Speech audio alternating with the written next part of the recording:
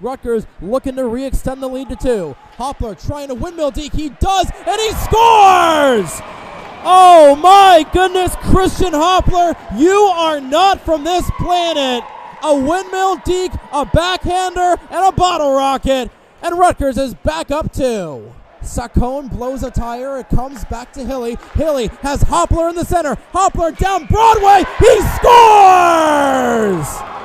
Christian Hoppler bar down to take the lead back. Both these teams wanting this intermission to come and come fast. As Bonsall right at the doorstep. He scores! Damon Bonsall off the floor, on the board, and makes it a 1-goal game in the second period. Bucknell looking for the opportunity. That one from long range, and they score. It's Bird Leitner with a laser from the top of the circle, and it's a power play goal for Bucknell as they lead 1-0. 15 seconds to go in the penalty. Now LeCain looking for options right in front. Couldn't get Bonsall. Bonsall looking for LeCain, and he scores! First game back, and he's on the board here. Short-handed goal for Charlie LeCain, and it's 1-1 with 53 seconds to go. Simchick off of it, right in front. Sweeney looking for it. A huge save! Ryan Sweeney, you are not from this planet! As a cage comes off the moorings, Ryan Sweeney looking like prime Marty Brodeur out there. But 30 seconds to go in the first period. Now a 2-on-1 back to the direction. Catallo and Wines in on Susquehanna. Catallo scores! Bobby Catallo pulls the arrow back and fires it. And it's 1-0 here on the lucky 13th shot of the game for Widener. Skating west, trying to take it to the house call, and he scores! A house call from Andrew Pisano gets Susquehanna on the board, and it's 3-1.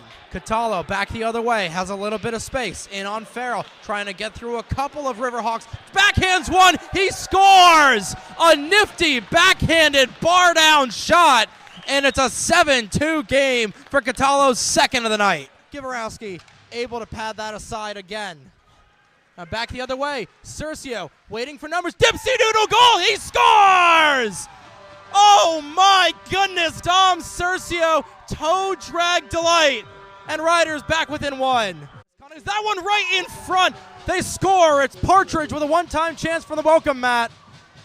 And just like that, it's a 1-goal game again for Partridge, his 8th of the season for the Virginia Beach native. Velarde with it, taken off his stick by Coyne. Back the other way, Cercio with a breakaway if he hurries. Dom Cercio, he scores! Dom Cercio bookends it for Ryder, and a huge win for the Bronx here tonight. And it's taken up by Thomas, and here can they come back the other way. It's going to be Greg Diamond on the breakaway. What a goal from Diamond, and he ties it up for the Chiefs. It's still caught in the corner, taken away there by Dobnik. Dobnik feeding Copray right in front. Glove down by Gatto. No, it's still loose. Right in front. Copray had an open opportunity but didn't even know where the puck was. Now it's Dobnik. Dobnik now with it. Open opportunity there. Here comes Bergman. Right on net. He scores! Cam Bergman. This is a hero in overtime for the Rockets. And it's a game-winning hat trick for the Newark, Delaware native.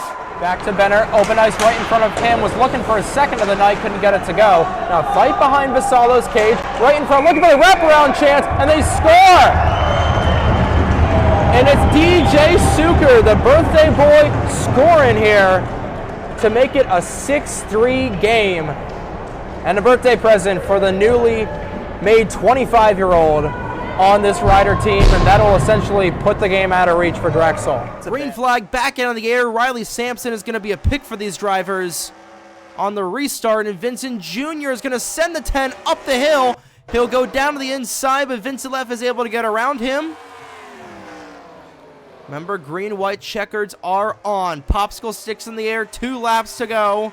Can Vincent Leff catch the 33? He's going to go through the corner.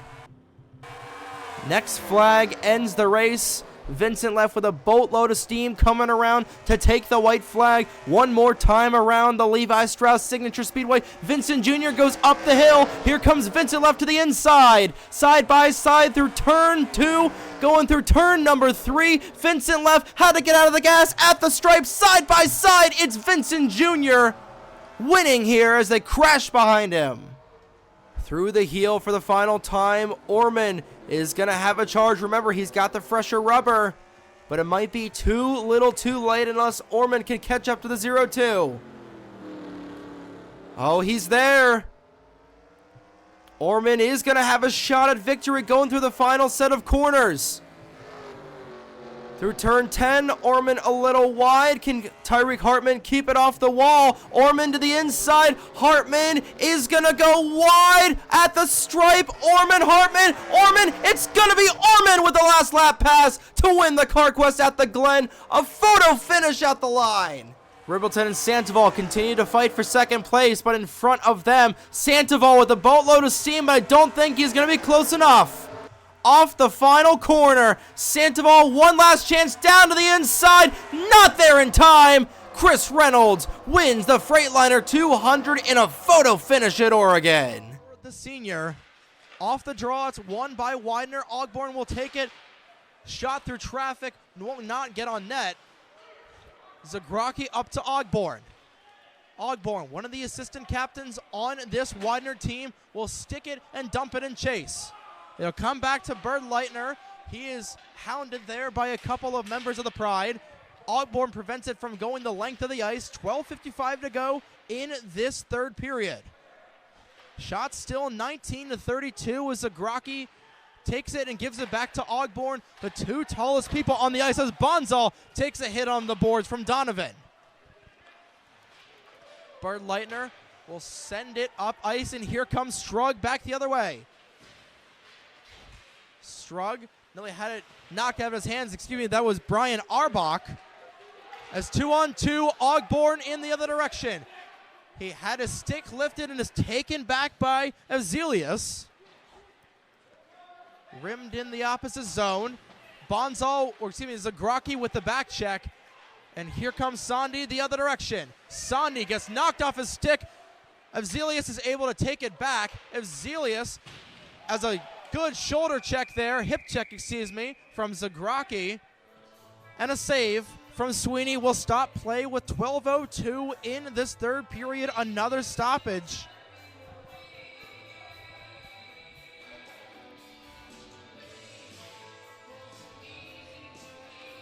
Referees checking the net to make sure it's okay. It's on its moorings and we're good. We're good and gravy here.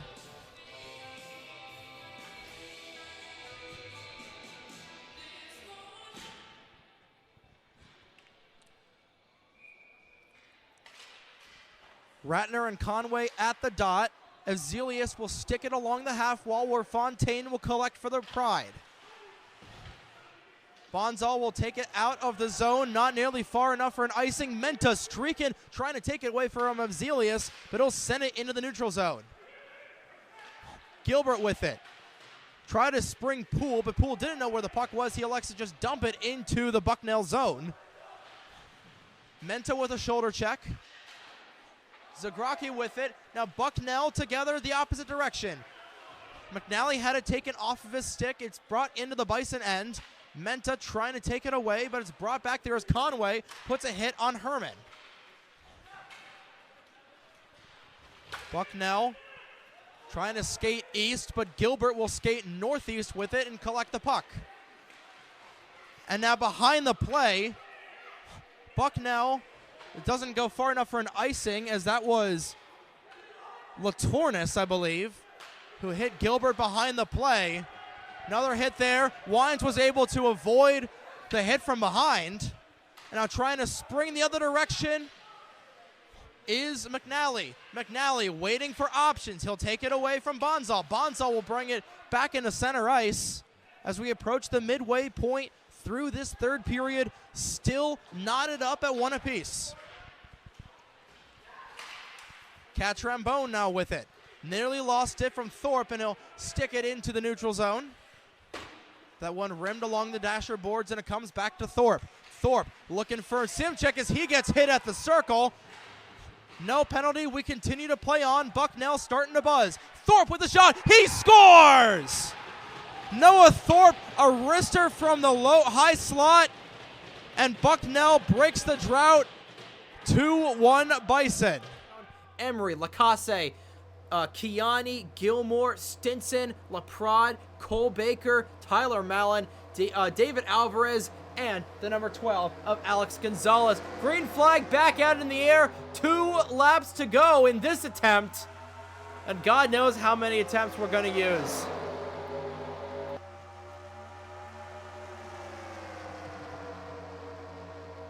Lacasse will go down low. Inside lane beginning to pull away. And Emery is now just looking to defend. Half a lap away from this race being official. But God knows, oh boy. That start-finish line is all the way at the end of the tri-oval, so it is going to be a long way before... A lot can happen between now and the start-finish line with these guys wrecking. Now Baker to the inside of Lacasse. Actually, no, that's Stinson. But through the tri-oval, white flag in the air one more time around the Talladega Superspeedway. Can Chris Emery defend? Lacasse second, Stinson third. Waiting in the wings is the 11 of Baker. And we'll see if anybody jumps up high. A little bit of contact there. Lacasse going to the outside. He's got help from Stinson. Oh, they're all bunched up, and a wreck would absolutely kill everybody. Lacasse and Stinson side by side. Lamas and Kiani wrecking in the back. No caution. More wrecking. Seth Cole upside down, being sent to the Shadow Realm, but side by side at the line. And Chris Emery will win. Good win, Emery. Round number 1 here at Talladega. Your top 5 going back to the race's restart zone are Crown Junior, Orman, Hubert, Stover, and Sandoval. Green flag back in the air, 3 to go.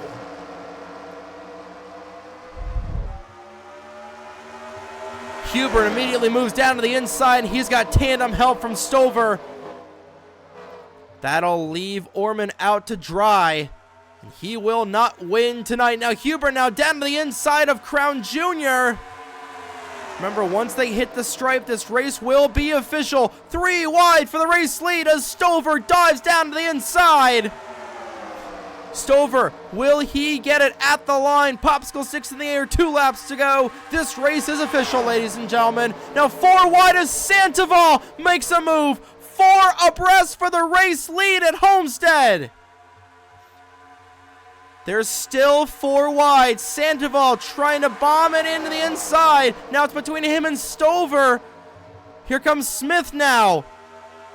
As there's about 10 cars all fighting for this race lead. White flag in the air. One more time around Homestead. Bradley Ream now to the inside as they make it 3 wide. Owen Miles in the 99. 4 wide once again for the race lead. It's going to be a drag race down the front straightaway. Miles, Ream, down the back. Miles might have the edge. John Andrews in the 55 might have something to say. Down the front straightaway, side by side at the line. Owen Miles goes back to back with the last lap pass at Homestead.